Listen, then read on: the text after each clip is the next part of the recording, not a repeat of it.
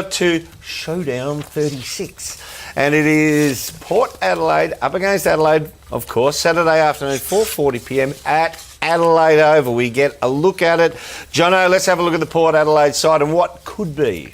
It's going to be a fantastic game, isn't it? Adelaide Oval, it'll be a buzz the town of Adelaide and the city of Adelaide, I should say, and it's going to be it's just going to be one great spectacle along with the game as well. So look, their last quarter last week was just absolutely sensational. The way Westhoff's an absolute star. He's just grown again. Schultz, I love the way that he comes at the footy, but Pollock's the one. He was the one in the last quarter that got them going. He kicked the goal. He was getting centre clearances. He was pushing out to the wing and linking up. So a great pick up there. On that behalf from Port Adelaide. And the way they finished off the game, there was much talk about how fit they are this year, whether it's placebo or not, but I'll tell you, a lot of them didn't blow a candle at the end of that game. They had plenty in the tank. Alrighty, let's have a look at the Adelaide team now. Parko? Interesting too, because they were great for three. Sorry mate, we're having a look at the...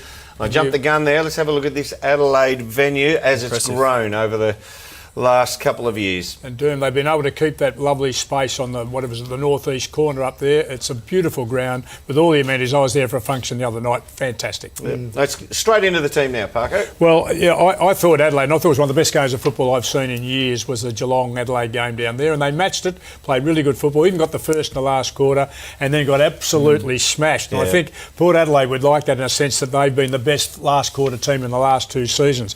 They'll lose a couple. I think there's no doubt that young Shaw and Martin didn't play well. It's a two down back. They look very susceptible in the back half, so I'll have a couple come in. Podsley and Pleasure.